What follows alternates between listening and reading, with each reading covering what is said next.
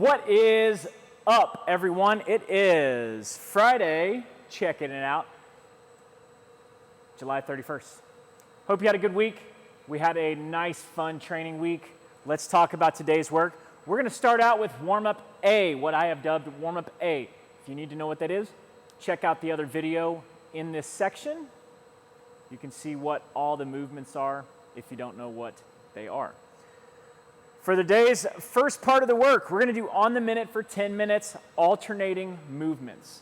So even minutes, 15 push-ups. I'm going to call this up to 15 push-ups. If you know that 15, 30, 45, 60, 75 total push-ups is going to be a lot for you, or 15 at once, go ahead and drop that number down. The goal here is just to get some volume in a decent amount of time. So in the odd minutes, we're going to do 10 kipping pull-ups or 15 ring rows. Two options. If you can do kipping pull-ups, but 10 is a lot and you want to work on them, go ahead and scale that number down as well. Should give you plenty of rest. The goal here is to knock them out definitely within the first 30 seconds. I would say do a number that allows you to not have to break them, especially on the pull-ups. We're not going for fatigue here, just quality reps, working on the movement. For those at home, you don't have a rig, can't do pull-ups, you can do table pull-ups, or you can do bent rows with your weights, however you want to do it. Once we get done with that, we're going to hit every 4 minutes for 4 rounds. That's 4, 8, 0, 4, 8, and 12. Go on 0, go on 4, go on 8, go on 12. So a total of up to probably 16 minutes. 10 single arm dumbbell or kettlebell shoulder to overhead. We're going to take our dumbbell or our kettlebell, and it's 10 and 10. So we're going to do 10 on each side, shoulder to overhead. However you want to do it. Either a push press or a push jerk. If it's heavier, I would recommend a push jerk. Push press is overall going to be a little bit more efficient with this. So we'll do 10 on each side.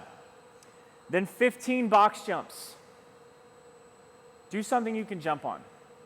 If you have an issue with jumping or a limitation, go ahead and do step-ups. I would prefer, though, that you do something that you can jump on. And then 20 single dumbbell or kettlebell overhead alternating lunges. We'll take our same weight, hold it overhead, whichever arm that you want, for 20 alternating reps. If you need to switch your arm midway through, go ahead and do so. For those that do not have weight at home, you can do odd object shoulder to overhead, like a laundry detergent bottle or something like that, a backpack full of books, or 10 burpees. You get some pressing in, you get the same idea, you get some jumping in. Same but different. 15 box jumps or odd object jump overs. For these, I like something like a cooler, a box, something that you have to actually jump over. Imagine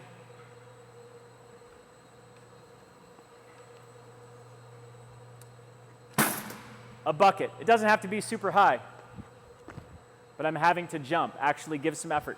And be careful with these guys at home. If you can't specifically do that, just pick something that gives you a good height to do so.